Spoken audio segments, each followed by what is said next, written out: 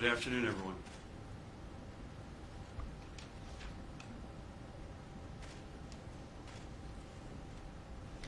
As you might be able to tell from my attire that it's St. Patrick's Day, so I wish each and every one of you a happy and blessed St. Patrick's Day. Honored to be with Lieutenant Governor Sheila Oliver to my left, as always my partner in government. To her left, Commissioner of Labor Rob Angelo. We'll hear from Rob. Superintendent Colonel Pat Callahan, great to have you. A woman now known to everyone in the state of New Jersey, Health Commissioner Judy Persichelli, State's epidemiologist Dr. Christina Tan, and Assistant Commissioner Chris Newworth. In addition to the Director of the Office of Homeland Security, Jared Maples, and other members of our team here today. We'll do the overnights first, and then we will, Judy as always will follow up. We have received an additional 89 positive test results. Our statewide total is now 267. And we had announced, I believe, last evening our third fatality. And clearly this is an evolving reality, and Judy will get into the details, including the demographic and geographic details in a few moments. In many respects, this is day one of life in New Jersey under the measures we put in place yesterday to ensure social distancing and to help flatten the curve and slow the spread of coronavirus. And again, as I said yesterday and was said many times, the extent to which we can, through social distancing, flatten the curve over here, we take the pressure off the healthcare system over here and save lives and health in the process. I want to thank everyone who has taken to heart the need to stay in after 8 p.m. We need all New Jerseyans to follow your lead. Binge watch something, play a game with your family, call family members or neighbors to make sure they're doing okay, particularly the elderly among us. But please just stay in after 8 p.m. We urge you to do this for, among other reasons, so that essential personnel can attend to their jobs. For example, we must allow truck drivers to be able to make deliveries for restocking our grocery stores or getting supplies to our frontline healthcare responders. Truckers are essential workers in our response, and we tip our cap to them. And the same goes for the members of the media, who are essential to getting the facts and resources out to the public, and for that, we thank you. If there is no reason to go out, however, don't go out. Let the people we need to be out get their jobs done. Earlier today, and I've been speaking regularly with fellow governors and spoke to Governor Cuomo this morning along with Mayor de Blasio and exchanged notes with Governor Wolf, and this is a constant neighborhood watch, if you will. In response to a request from Governor Cuomo, President Trump said the U.S. Army Corps of Engineers would be, and I quote the President, ready, willing, and able to help stand up temporary hospitals. So to ensure our greater regional preparedness, I have now sent a letter to President Trump and I've put a call into Vice President Pence making this request for New Jersey as well, that we are in that first wave of response. This move would be prudent to expand capacity and alleviate the strain on our hospitals, and so we can both properly cope with this public health emergency and ensure the continuity of care for other emergencies. And by the way, again, what we do over here in terms of flattening the curve and social distancing, we believe increases our likelihood dramatically that we'll take pressure off the healthcare system over here. But we can't take that for granted, which means we have to do and both. We've got to flatten the curve, social distancing aggressively over here, but over here we've got to make sure we have enough capacity because we think this is right. We have a high degree of confidence, but this is a virus unlike anything we've ever seen in our lifetime. We want to make sure that we have belt and suspenders, if you will. I also want to make it evident that we understand that county and local governments are focused on their own concerns. In certain circumstances, it may make sense for certain localities to take actions relating to those unique concerns. We are very mindful of these actions and are reviewing them. individually, in fact, to ensure that they are fully aligned with our statewide guidance. Where necessary, we will support these actions, but where also necessary, we will override them. We ask county and local officials to coordinate closely with us prior to making any local directive. And again, there's no doubting everybody's heart's in the right place, but we have to do things in a coordinated fashion, and at the end of the day, where necessary, we will override local or county actions to make sure that we are consistent in our approach. Further, I am directing effective 8 p.m. tonight the closure of all indoor shopping malls, amusement parks, and amusement centers across New Jersey until the current emergency ends. Restaurants which are located within these indoor malls and which also have their own entrances separate from the general mall entrances may remain open under the same rules and regulations we announced yesterday for restaurants and bars, which is takeout or delivery only. Let me be clear that outside of our indoor malls, other businesses specifically ordered to shut down, or the restaurants and bars which are limited to providing that takeout or delivery services only, all other non-essential retail, recreational, and entertainment businesses may remain open until 8 p.m. if they abide by our social distancing guidelines, and that's a big if.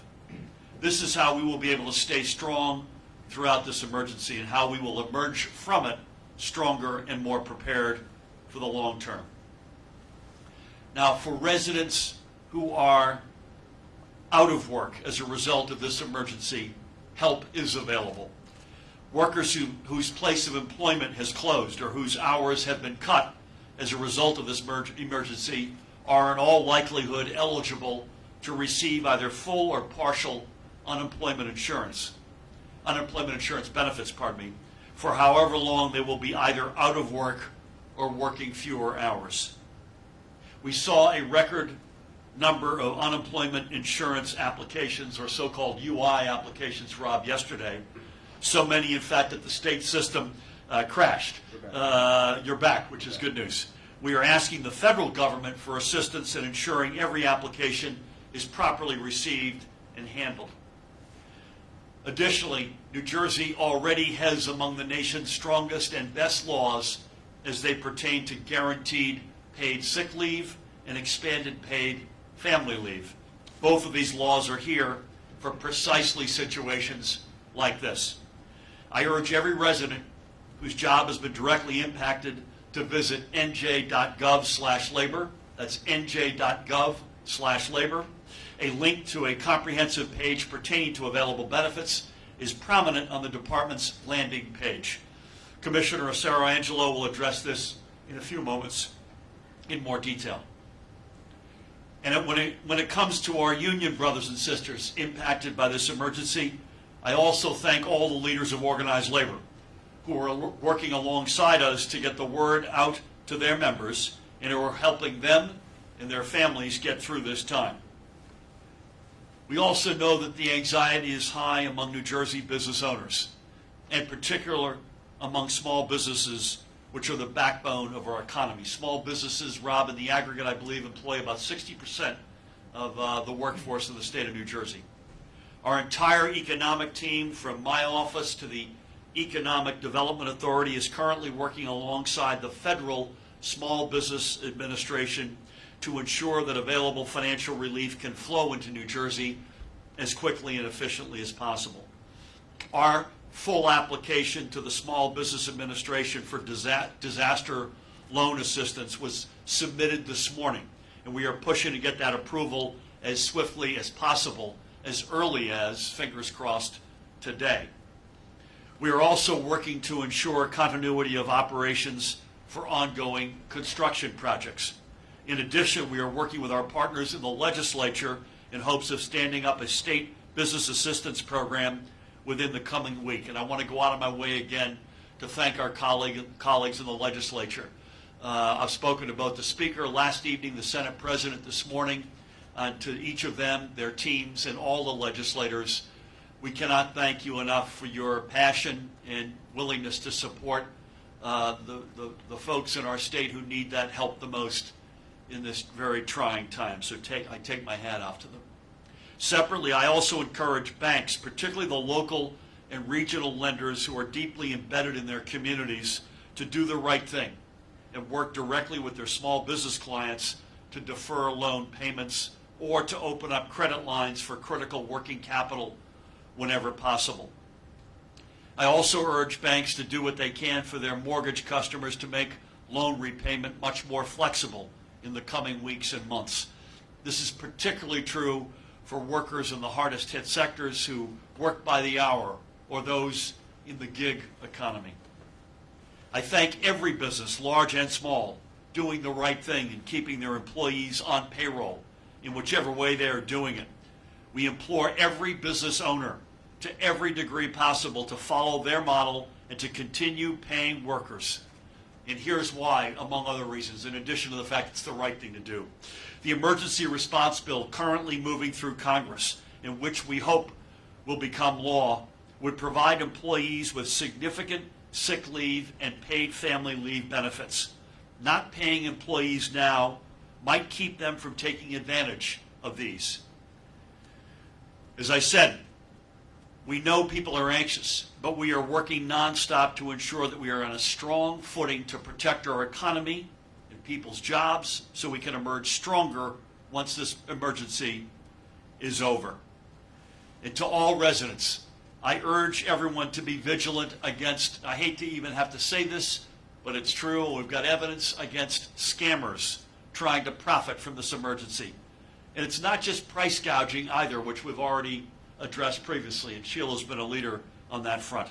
Just this morning, one of my colleagues received a phone call on his state phone, by the way, at his desk, from a telephone number spoofed so that it appeared to be coming from another state office, from someone trying to sell him Medicare or Medicaid insurance coverage.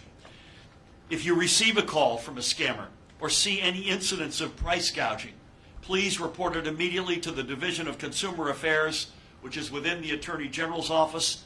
The best number is 973-504-6240. That's 973-504-6240, or go online at NJ.com. NJConsumerAffairs.gov.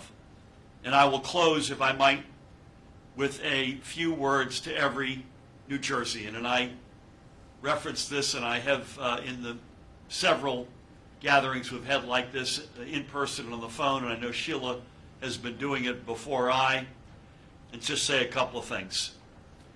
We know this is a time of anxiety. We get that. The number of cases will almost, if not literally, certainly rise over the coming days, and I would bet weeks. We understand that anxiety. We get it. We respect it. We're doing everything we can over here to flatten that curve, to keep our distance, to please God, stay at home whenever you can. Work from home. Certainly don't go out at night. Find ways to keep your distance. And the extent to which we can do that, we can take the pressure off the healthcare system over here, lessen the likelihood that we're going to need surge capacity, although we are planning for that. More details on that shortly. And, most importantly, save lives in the process. So our job is not, as I said, this is no time to panic, but equally this is no time for business as usual. So the steps we're taking may lead to short-term pain for 9 million of us, living a different sort of lifestyle. It is for good reason. And as a result, our job is to not just accept that anxiety and respect it, but working with you to lower it. I mentioned yesterday there were two other types of folks who have had a really positive reaction overnight coming out of yesterday. So I would just briefly say to anybody out there who still doesn't believe this is real, believe. Trust us. This is real. As I said yesterday, if we collectively are wrong about this, it's on me personally. Trust me, it's real. Believe us. Take the steps we are suggesting. In that third category, in particular, are young people who are maybe even benignly or innocently carrying on in life. And again, we've had a very good reaction overnight. So I think we've shrunk both of these populations. I hope meaningfully, if not entirely. And that is, you know what? I'm healthy. I'm virile. I'm confident. I'm a young person. This doesn't pertain to me. Well, while the data may not suggest that you are the most vulnerable, although you still are vulnerable to this, let me underscore that. You're going to visit with your grandmother or your grandfather or your older parent or an aunt, an uncle, a coach, a teacher. You may be asymptomatic, but you may unwittingly give this virus to somebody you love. My kids were saying this morning that Donovan Mitchell of the Utah Jazz was on a live feed last night. Looks terrific, and he went out of his way to say he has no symptoms. But the only reason he knows he has the coronavirus is his teammate got it. And the fact of the matter is, if he weren't self-quarantined, what would that mean? So again, to those who have anxiety, we get it, we understand it, we respect it. Our job collectively is to help lower that anxiety by being aggressive, proactive, I hope smart, and working with you. To those who don't believe, and I think there are fewer and fewer of us, believe, trust us. And those who don't care, particularly among our youth, please care. Please know this is relevant for all 9 million of us. And I'll conclude where I've been concluding the past number of days. Assuming we do all of the above, all 9 million of us do our part, from the very basic washing hands with soap to social distancing to using common sense, staying in at night, doing the sorts of things we've laid out, we will get through this. Not unscathed, not without mistake, but we will get through this as one New Jersey family, stronger than ever. And for all the above, on behalf of all of us, to each and every one of the 9 million New Jerseyans watching, we thank you. With that, we'd love to turn things over to my partner in government, the one, the only, the singular, Lieutenant Governor Sheila Oliver. Thank you, Governor Murphy. Governor Murphy described the anxiety that many of the residents in the state have, particularly those who are from the most vulnerable populations in New Jersey. And I just want New Jerseyans to know, particularly those who are living in underserved communities, that we will be available at the Department of Community Affairs to accept rental assistance applications.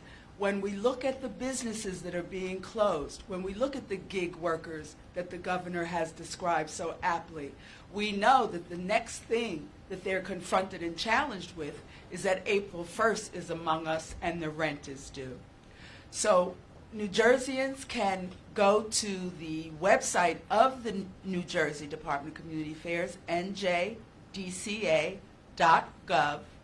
You will see all of the housing assistance programs that you can apply for.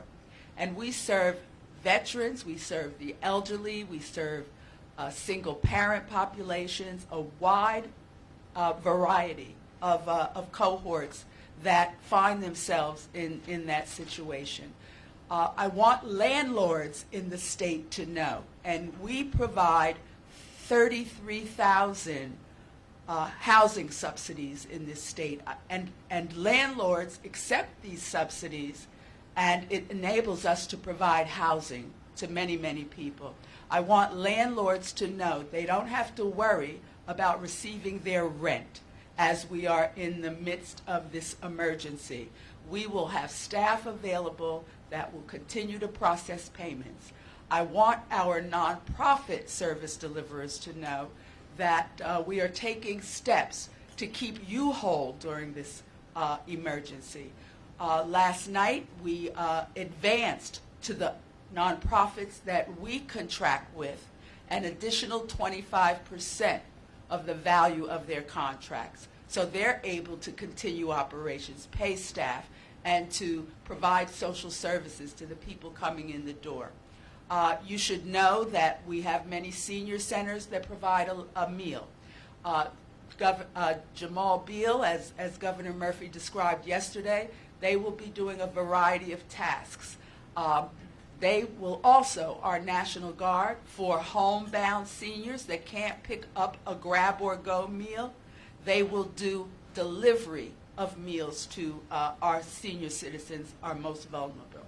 So I just want to emphasize, yes, we are doing 10,000 things all at one time, but the vulnerable populations that live in New Jersey are not forgotten as all this activity is going on, and we are doing all we can to leave you whole and sustained during this crisis. Really well said, Sheila. May I add one observation to that, and one that I wanted to make somewhat related but separate? That is, invariably when something like this happens, the folks who need government the most are the ones who are impacted the most. And I take my hat off to you and to our colleagues for making sure that government is there for the folks who need it the most. And we should be proud of that. Separately, I wanted to add, and by the way, that includes not only some of the population you talked about, but millions around this state. Our communities of faith are being hit particularly hard. And we've reached out, particularly as we dropped the maximum gathering from infinity, I guess, to 250, and then from 250 to 50. We heard from a lot of our faith leaders across the spectrum of faiths that this is really impacting their ability to frankly survive in some cases. So that's something that we're spending a lot of time thinking about, and will continue to. I mentioned yesterday a couple of really good corporate citizens. I think one of the things is more evidence of this overnight. There's some really good non-government action coming out of philanthropy, out of the corporate community, folks who just want to do the right thing. And I think it's our job to try to help steer them, bottle that as best we can. So again, Sheila, thank you for everything. As I said, one of the most now well-known people in the entire state, it is my honor to turn things over to our health commissioner and to give more color on the new overnights of 89 positives, also a sense of how the healthcare system is holding up and how we're doing on the testing front. And for all the above, Judy, I can't thank you enough. Judy Persicelli. Thank you, Governor. Good afternoon. Last evening, Governor Murphy announced New Jersey's third death related to COVID-19.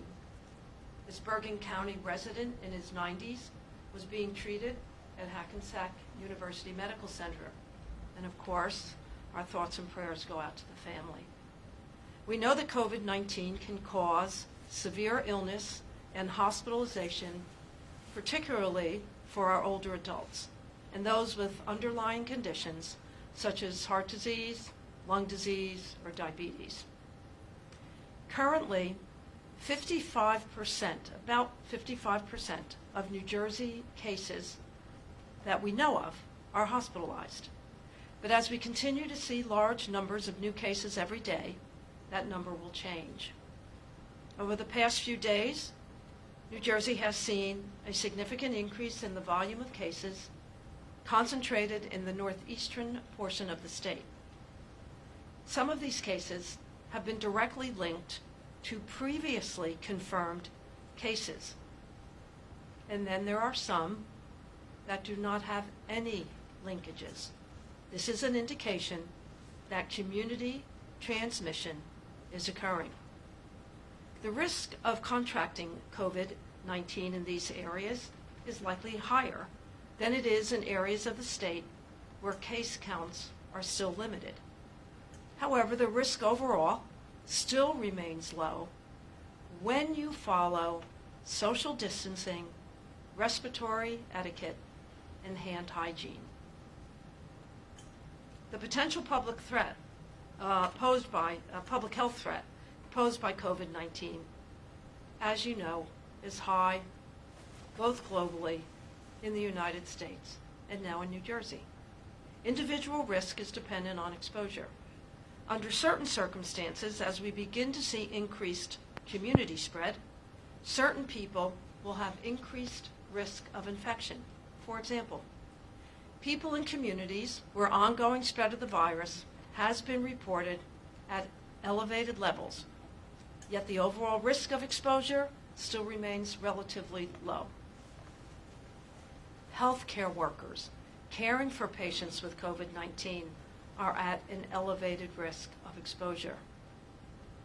Close contacts of a person with COVID-19 are also at an elevated risk of exposure. And travelers returning from affected international locations where community spread is occurring are also at elevated risk of having been exposed. And as cases increase, we know the pressure on the hospital system grows exponentially. We've been working closely with our hospitals since January to prepare for a surge related to COVID-19. In collaboration with the New Jersey Hospital Association, we are surveying hospitals to get information about the resources they need. As the governor mentioned yesterday, over the weekend we received a small fraction of personal protective equipment we asked for, but we know we still need much more. We have also been working to expand hospital capacity. The department is talking with several CEOs about the possibility of opening up 8 currently closed acute care hospitals that have been closed within the past several years. This is under review right now. Additionally, the department is working with hospitals that have departments or wings of hospitals closed to convert the total wing to negative pressure. At this point, there may be 185 additional rooms available if we do that. We also are moving forward with expanding testing in the state. The department has provided guidance to counties on how to stand up these testing clinics. FEMA is working to set up testing sites in Bergen and Monmouth counties. As we test more individuals, we do expect to find more cases in the state. The risk of contracting the virus is greater in areas where we have seen large numbers of cases than in counties where we are not seeing many cases. Today we're reporting 89 new cases for a total of 267 cases in New Jersey. Here is the breakdown from today with the information we have. Bergen has seen 23 additional cases. Essex has seen 11. Gloucester, 2 more cases, or I should say 2 of their first cases. Hudson, 6, Hunterdon, 3, Mercer, 3, Middlesex, 5, Monmouth, 8, Morris, 1, Ocean, 1, Passaic, 1, Somerset, 2, Union, 7. There are 16 cases still under review to confirm their counties. We're gathering more details on them. The age range for the total of the 267 cases in the state is 5 years to 93 years of age. More than half of our total cases are male. The median age for those affected in New Jersey is 52. As I've said before, those 60 and older and those with underlying medical conditions are at most risk for COVID-19 complications. The increases in cases exemplifies why it is critical that our residents follow the important social distancing steps the governor has repeatedly outlined. These mitigation interventions can slow the spread, and if we all work together, we can lessen the impact on our state. Thank you. Thank you, Judy. A couple of quick things before I ask Rob to say a few words, and then we'll throw things open to questions. I just have to underscore first of all, thank Judy and Christina and Chris and their whole team, but underscore the heroism of our healthcare workers right now. It's just extraordinary. I spoke this morning to 3 of the union leaders and they have some legitimate challenges which we're working through on their behalf. But the heroism and the willingness to be there, and Judy herself is a nurse, so she knows from whence she speaks, as well as doctors and workers of all shapes and sizes. What extraordinary efforts being put in by them right now. I also had the chance to speak to a couple of the big hospital CEOs, and they reiterated the same thing. So let's not forget that. I don't know where we'd be without them. Secondly, Judy was very simple in her three-legged set of advice: practice social discipline, respiratory etiquette, and hand hygiene. And I think if we hit that trifecta, that's the best thing any of us could possibly do. Lastly, I can't give up this moment, as we always do. If you have any questions, call 1-800-222-1222, 1-800-222-1222, or NJ.gov/health is the website. Again, Judy, thank you. I mentioned we have a lot of folks, not surprisingly, applying for unemployment insurance. We got a lot of workers out there, either still working full or part-time, who have anxiety, or folks who are no longer working, who have even probably heightened anxiety, and would love to ask our Commissioner of Labor and Workforce Development, Rob Sarangelo, to say a few words. Rob? Thank you, Governor and Lieutenant Governor. Because of your leadership, New Jersey already has one of the most generous paid sick leave laws in the country, a law that covers unanticipated school closings and public health emergencies. It allows workers to take time off to care for themselves or a loved one in times like these. There are many situations related to this virus for which a worker may be entitled to earn sick leave. Visit NJ.gov/labor to learn more. New Jersey is also one of a handful of states with a family leave insurance law, again allowing workers to take time off to care for themselves or a loved one. Workers who test positive for COVID-19, or if they were exposed to the virus, have compromised immunity, or are taking care of a sick family member, are likely eligible for family leave insurance. An easy-to-read chart on our website, in English and in Spanish, lists our benefit programs in which workers might be eligible. We urge everyone to visit our website, again, nj.gov/labor, to learn about our programs and eligibility. The Labor Department has a bigger responsibility than perhaps at any other time in our history. It's obvious that workers and business owners will be drastically impacted by COVID-19 and are already. We understand there is uncertainty and anxiety out there. Workers and businesses each have a part to play to ensure we all get through this crisis together and come out stronger and better on the other side. First, as the Governor said, we urge businesses to continue to pay their workers if at all possible, whether or not they're able to work. This not only helps individuals in the workforce, but also helps keep our economy moving in a positive direction and also helps us flatten the curve. And here's an important message for our business owners. As the Governor mentioned, the federal government is moving COVID-19 aid packages that will reimburse them 100% for giving employees COVID-19 related paid sick days and family leave. If the bills pass as written and as expected, 99.8% of New Jersey employers will be able to defray months worth of employee paid time off related to COVID-19. Paying workers during this pandemic gives our workforce the peace of mind they need to stay at home when they or a family member is ill. Second, we're asking workers to visit nj.gov/labor to determine whether they may be eligible for unemployment, temporary disability, family leave, or workers' comp before they apply. Look at the chart on our website to determine which program you think you might be eligible for. This is really important. Applying for a program you are not eligible for could set your application back weeks, delaying your much-needed income support. Workers are urged to apply online for the fastest service, but we ask for your patience. We've seen a 12-fold increase in benefit applications this week, and we're experiencing extraordinarily high call volume. I mentioned earlier we had some problems with our online system. We're back up now. Applying online is easy and will save you precious time in receiving your benefits. But please know, if you can't get through over the phone or online, your claim will be backdated, so you won't lose a day's benefit that's due to you. This is a challenging time, but we've made it through challenges before, most recently when Superstorm Sandy knocked us down, but not out. Together, we'll make it through this challenge as well.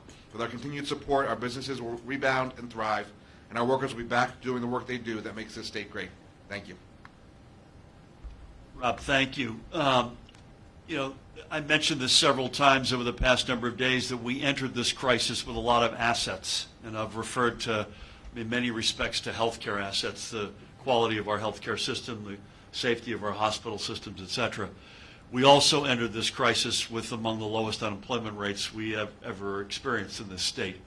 That's changing as we speak, let there be no doubt about it, but at least we have started in a good place. It's also why I have some optimism that once we get through this, and I don't know when that is, so let's not hold each other to when that might be, we will, I think, more readily be able to get back on our feet because we entered into this with a good amount of strength.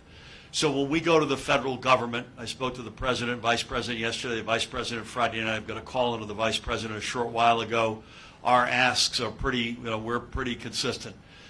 Personal protective equipment, as Judy said, we got a fraction of our ask. We need a lot more, and we're hearing that from the front lines. We're doing everything we can to source that, including on our own. But the biggest source, potential source, is the strategic stockpile at the federal government.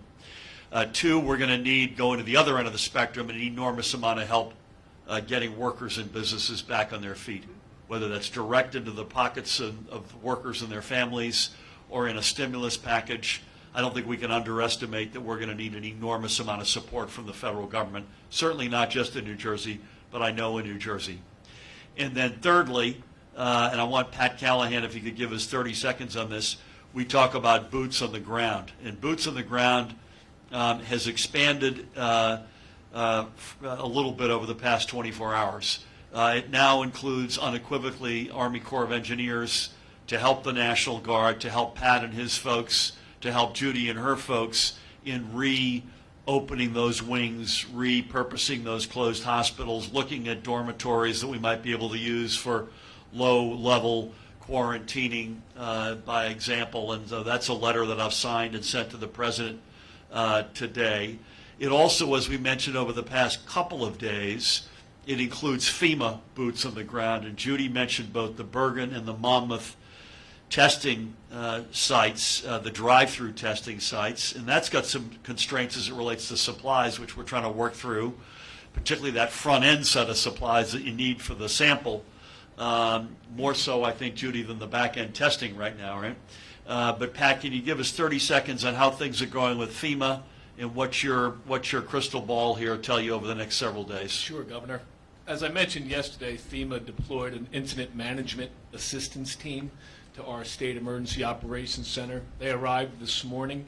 I had a meeting with them at 8:30 this morning to talk specifically about testing and about also their assistance, hopefully with the Army Corps of Engineers, to get those locations that Commissioner Persicelli talked about up and running as functioning hospitals. So the question that may come up is, where are those supplies? I asked that question this morning. It was told that a truckload left Georgia and a truckload left Indiana today.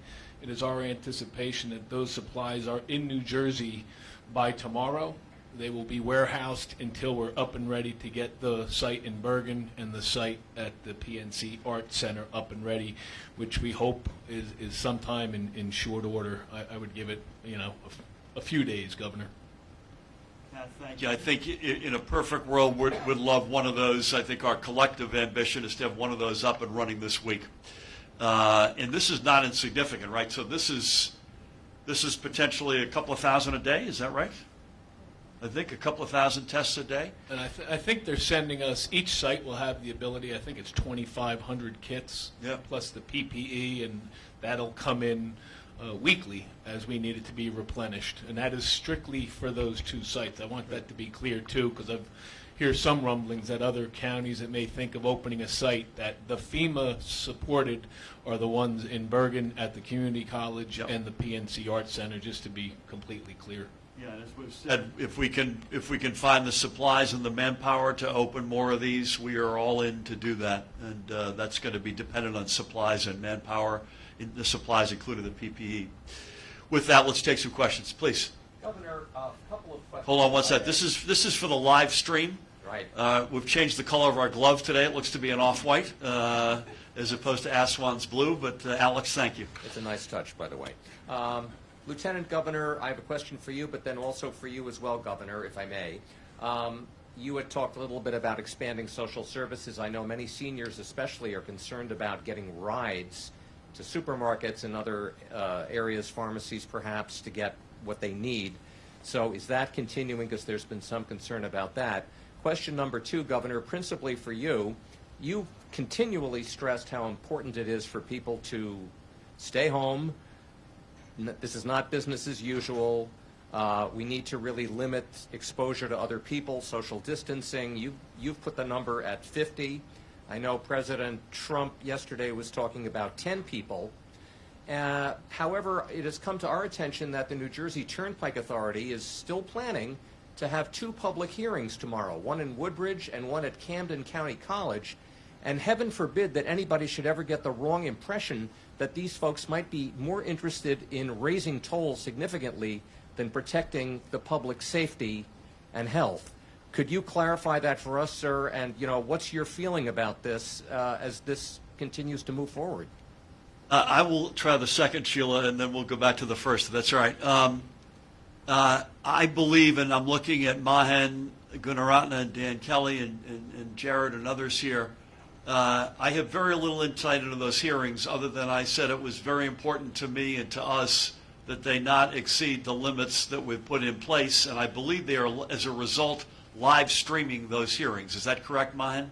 So that is correct. So we will, and I'll make sure that we reiterate, Mahan, to the Turnpike Authority that they adhere to the 50-person max in that room assiduously, which, by the way, we are now. I counted 32 people a couple of minutes ago, so we're taking that seriously in this room as well.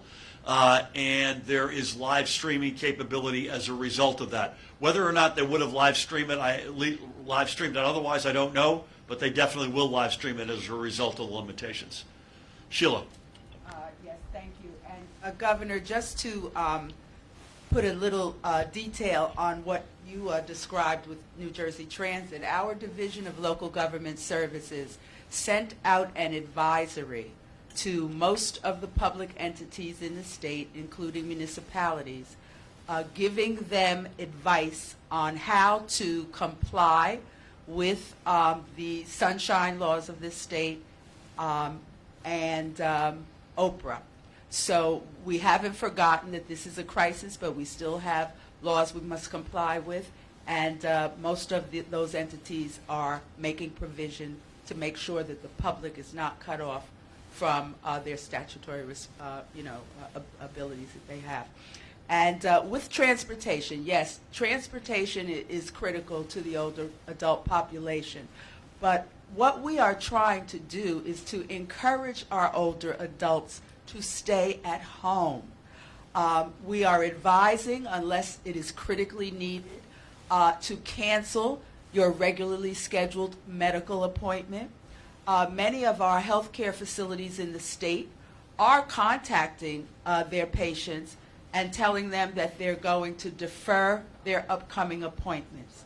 But in the event that we do need to get a senior someplace and it's emergency bound, every county has a special transportation program for older adults. Interestingly, it is funded by casino revenue. I do know that some of the counties have taken those vehicles offline for a couple of days so they can do a total disinfectant of every inch of those buses and shuttles. But we do have ability to get seniors where they need to go. And I think when the governor makes reference to boots on the ground, we are going to rely on some of those boots on the ground to do those transportation services for us. Thank you, Sheila. Please. Can you talk a bit about confusion? There's a lot of confusion with your order tonight shuts some things down. But a county executive yesterday said something about shutting malls down, then it said something different this morning. Local towns are doing different bans and shutdowns and whatnot. Are you speaking directly to county, local leaders and telling them what to do? And secondly, on the confusion, the 50 and over has got a lot of people confused. Does that mean funerals? Can you still have funerals in town? Should people cancel their medical appointments or medical practices being told to shut down? What is the state doing to reach out to certain groups like that to answer these questions? Yeah. So on the first, there is by nature going to be some amount of confusion when you take steps that are this drastic. I mentioned in my remarks, I don't hold it against any local or county leadership.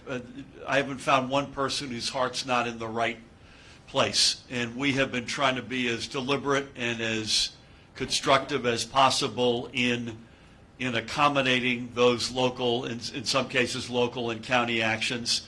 I'll give you an example. I live in Monmouth. It was spreading around Monmouth a couple of days ago aggressively, where towns were closing restaurants and bars. And again, we ultimately got there. So we got there yesterday. Again, they're open for takeout and delivery service only. So I think you've got a natural, as we sort of, in the early days, find our footing here, you've got a natural amount of a little bit of fits and starts. Having said that, at the end of the day, it's the state that makes the final call. I mentioned that in our remarks, and we reserve the right to either enforce and underscore a local action or override that action, as the case may be. So that's unequivocally, at the end of the day, the last word is with the state. Again, I don't begrudge anybody the fact that we're sort of a little bit in the early days, because it's the nature of the beast. We've never done this before. I mentioned this yesterday. I'm actually literally not even kidding. I think we took more action yesterday as a state than we have since the Revolutionary War. So we're in uncharted territory. Secondly, as it relates to things like funerals and gatherings and whatnot, first of all, institutions are responsible. So it's the institution themselves. So it's not the person going to get their checkup. It's the healthcare provider who's hosting the facility that we are relying on. You know, we can't Pat and team, National Guard and team, local, but we can't possibly police every single gathering. So we're asking folks to use their common sense and to do the very best they can. I've been asked about funerals now. I was asked about weddings before. We just have to do our best. Is somebody going to come in the middle of a funeral and break it up? I don't see that, frankly. I would hope we wouldn't. But I would also ask folks to please do everything they can to abide by this. On stuff that's less benign than a wedding or a baptism or a funeral, and there's willful flaunting of our restrictions, we will take action and we will be aggressive. Okay, Matt, please. Hold on one sec. Here we go. So, Commissioner, just sort of a multi-parter here, and I want to give you an opportunity to answer them. I'm curious how many of the total cases today, how many are being, or how many of those people are being treated in hospitals versus home or self-quarantined at home, and how many are currently on ventilators, if you can say? And also, just briefly, are you able to discuss generally how, like, the amount of people that are getting sick, just generally, how sick are these folks getting? I definitely do not know how many. I definitely do not know how many are on ventilators. I can tell you that many of the individuals that enter the hospitals with moderate symptoms, but enough to be in a hospital, when they do get admitted to critical care, it appears that the disease is moving very quickly.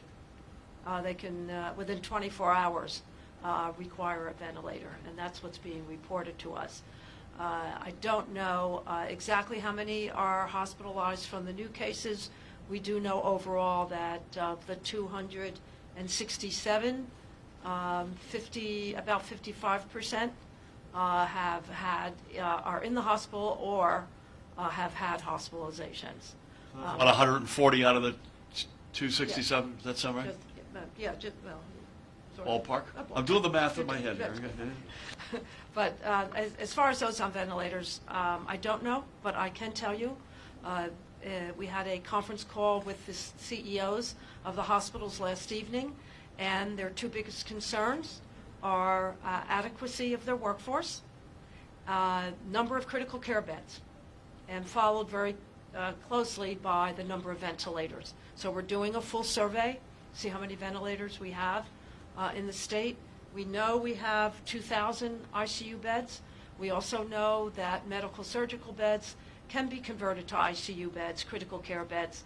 That's more the monitoring equipment and the adequacy and numbers of workforce, particularly RNs and intensive care physicians. Is that helpful? I think you had said you have about 700 negative pressure We have chambers, right? 700 Isolations. negative pressure rooms. We're looking at converting full wings of hospitals to negative pressure, so then we don't have to worry about doing room by room, and they can house all of the patients. Fantastic. We'll go all the way to the back. Hi, Governor. Can you speak to how schools are doing today? Are they all closed, first of all? I think today was the last day. And in general, how's the transition going? Are the kids getting served? Are they getting the meals that you've heard about? Unless you've got a gotcha and you're going to give me examples where I'm going to be wrong, I don't believe they were all closed. They were mandated to be closed by the end of the school day today. I don't know for sure that there were schools in session, but I believe there were a small number. Secondly, Pat... Will be closed tomorrow. Yes, at the end of school day today, they are closed, correct. Public and private, religious, parochial, et cetera. I asked Pat as a favor, Dr. Repillette couldn't be with us today for good reason as he is overseeing this process. I asked Colonel Callahan to reach out to him, and Pat, you may want to just give us a quick sense of, we got a good feedback from that. I did, Governor. About an hour ago, I talked to Commissioner Repillette to kind of see how the quote-unquote pilot distribution went, and he was very overwhelmingly pleased with how that went, with the way the whole community and this process came together. And then in regards to the emergency response plans that we had asked for, over 600 school districts, and we're down to 3 that are outstanding, which gave us a pretty good amount of comfort for today. So that's going to be a daily situation that we're going to monitor, and the assessment of it today was that it went very well. I might add that the school districts, I believe, Lamont would not correct me here, overwhelmingly the school districts that were late getting their emergency plans in, although we need them to bring them in on time, were overwhelmingly the very rural districts, and they've got their own particular issues. And so, again, as Pat said, we're down, I think, to 3 that are still not in. Others, please, Elise. The acute care hospitals that you're examining reopening, what is the likelihood, given the pace of positive cases, that you'll have to open a closed hospital? I mean, Judy's really far more qualified, let there be no doubt, to answer that. I don't have a particular answer, but if we are unable to flatten the curve, we will overwhelmingly need access to more capacity. So I mentioned this kind of casually earlier, but this is true. We are belt and suspendering this in the sense that we are aggressively, I mean, we started on this in January. We put our first task force together under Judy's leadership, I think on February 2nd, or 3rd, as I recall. We are aggressively over here trying to beat the heck out of that curve to flatten it, but we also over here have to buy the insurance policy of finding more capacity if for whatever reason our efforts to flatten that curve, which I'm highly confident in and that we'll be able to do, but for whatever reason that we are not able to, we've got a backup plan over here. Judy, do you want to add to that? I think we have to anticipate that we will be opening up 1 or 2 of those hospitals if they're in a shape to open up. As we're sitting here, I have a team going to one to do an inspection. The most important thing is that the hospital has medical gases so that patients can be appropriately and adequately taken care of. But I would think that definitely 2, maybe even 3, should be opened as the critical care bed need increases, and we increase the capacity of critical care on the medical surgical floors of hospitals that are currently open. Then we'll need more medical surgical beds in these newly opened facilities. If we open wings or hospitals and we don't need them, that'll be the best mistake we ever made. Yep. Before I come back to you, Matt, anybody? Mike, you have something? Matt, I apologize. I wanted to ask a couple of topics. One is really just a follow-up detail on something that was said earlier about a record number of unemployment benefit applications yesterday. Do you know what that number is? And then the broader topic I was hoping you could address, that students and teachers and parents acting as teachers all probably want to know, are the state standardized tests still going to be conducted in a month or so? So I think on the latter, and Rob will take the former, I think it's TBD.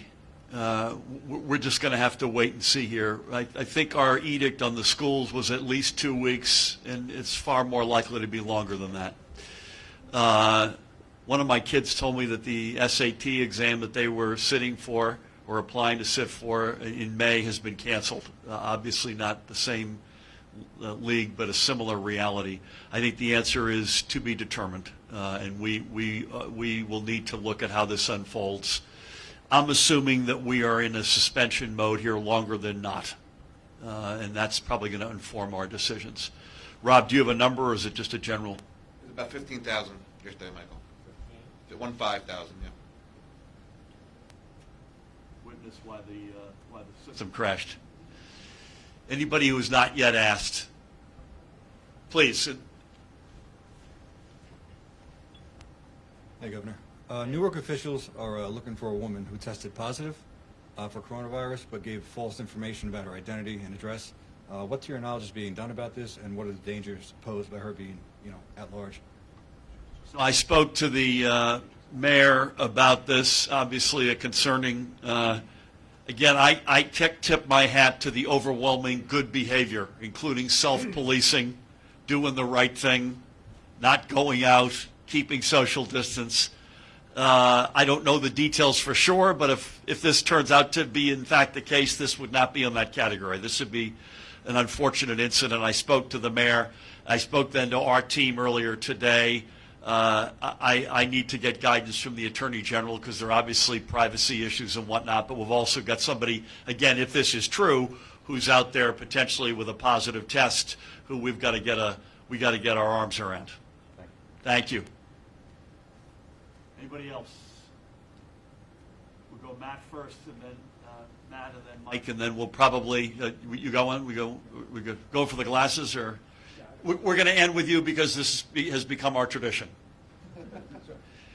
Governor, or anybody else, companies, universities, and other employers seeking guidance from the state or have been asking us what information they should share with their employees and the public when someone tests positive for COVID-19. What should those folks and individuals do? Judy, what advice or team would you have with that? Because obviously we've got the balance of public health with the privacy issues that are obviously a part of our healthcare system. Dr. Tan? That is a really important question about what to do in a controlled and in a calm fashion that actually will help promote the public health. Generally speaking, what happens when a business might identify someone who is a confirmed case, it's important that the local health department get involved because that kind of kicks in, the immediate contact tracing element. But more importantly, the local health department can work with the business to develop the messaging related to the self-quarantine if you were exposed. 14 days self-quarantine, monitor for symptoms, and for instance, some businesses might have methodologies. They may choose to use their employee health, for example, to help with managing that particular situation. And it really will vary business to business and according to what the local health department might advise.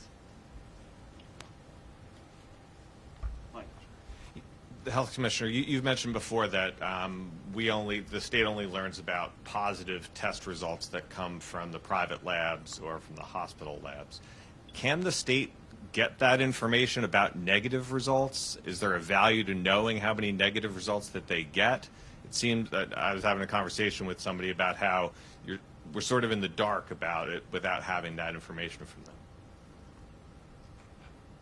So with regard to trying to get the denominator data, in other words, the negatives, we are working with some of the commercial laboratories. It depends. They're not required to provide us the negative results, but some of the commercial laboratories have been willing to provide us that information.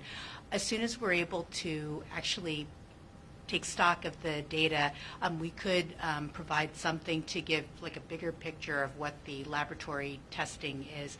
We can't promise that at this point for all the different commercial laboratories, but we're certainly trying to work on that.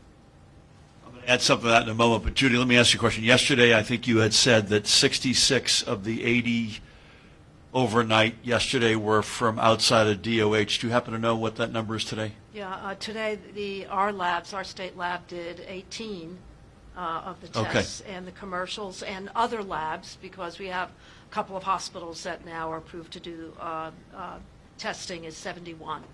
Do you happen to know in your own labs how many negatives you had? I don't have it in front of me, but we would know that, definitely. So a question I'm trying to, by inference, get to Mike's endpoint, which I know is something we all want. Is there any value to comparing the DOH numbers and then extrapolating into what the private lab numbers might look like?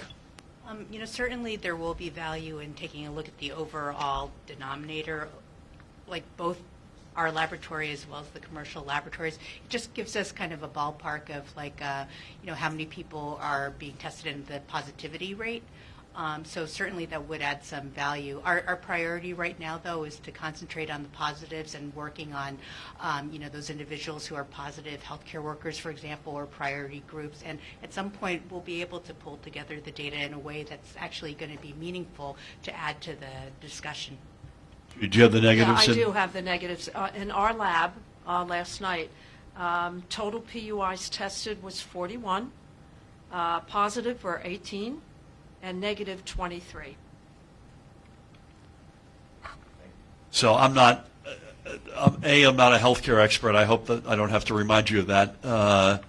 But B, I don't think I can't vouch for the math. So, but you could sort of do some comparison there, and maybe that helps you get to. But let me say this, just in addition to the healthcare reality, and there's no better team in America than this group and their colleagues. We are using moral suasion as well.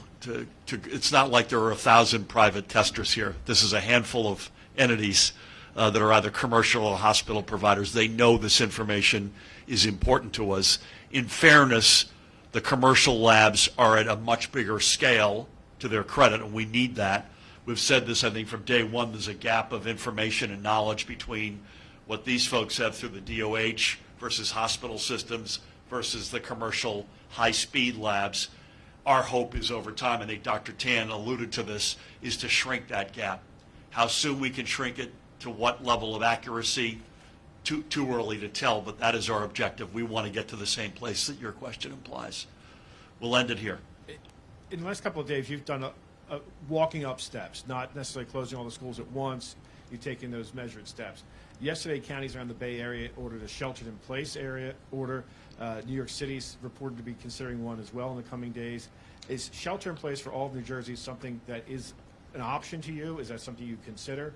And at what point what are the signs, I know it's still early for this, what are the signs that you guys are looking for to tell you that it might be time to lift some of these restrictions down the road?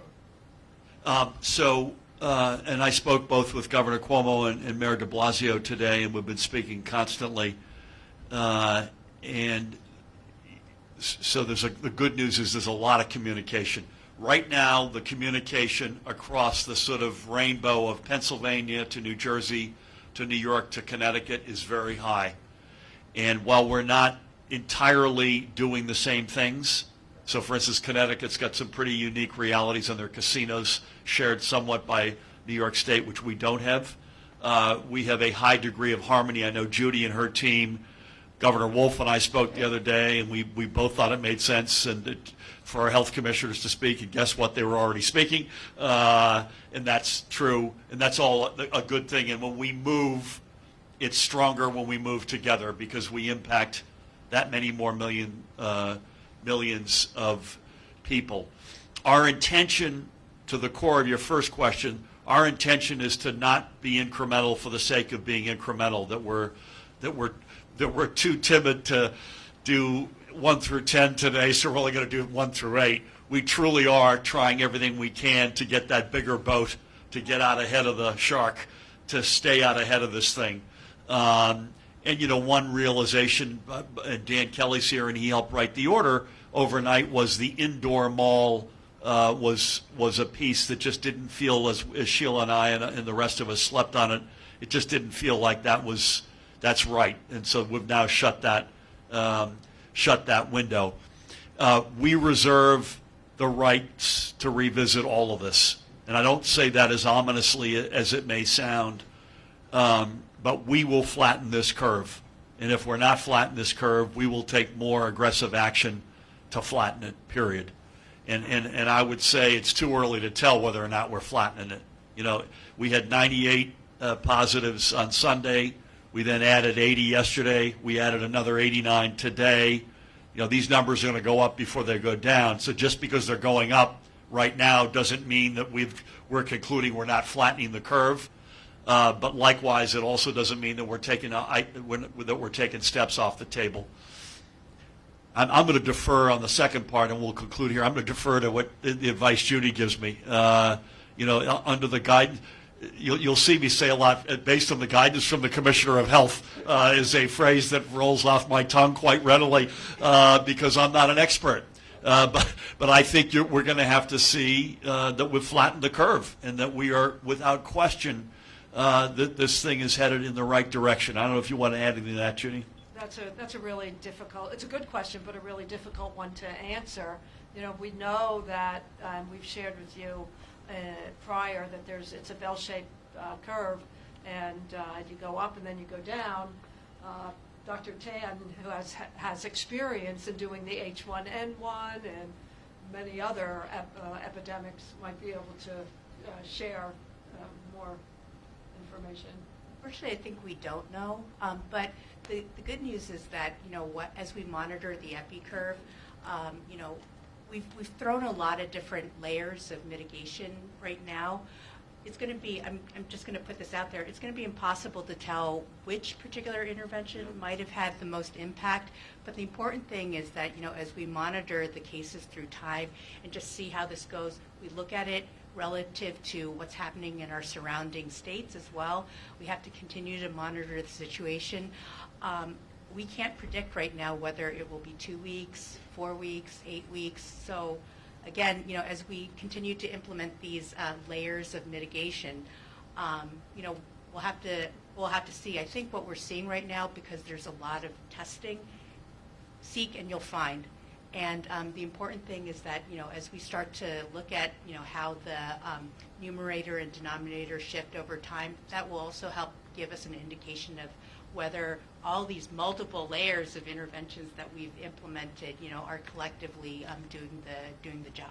Yeah, I mean, I want Pat Callahan to weigh in here with the last word. I mean, just as they teach you in math, you want to freeze variables to determine, or in science projects, which is the one that's the most constraining or the most unburdening. We've thrown about 12 different variables on the wall at the same time. And the other reality, which Dr. Tan again so eloquently addressed, we not only have something which probably has some element of community spread on the one hand, we're also dramatically increasing testing on the other hand. And so those are two variables that we're going to have to live side by side with. Colonel Callahan.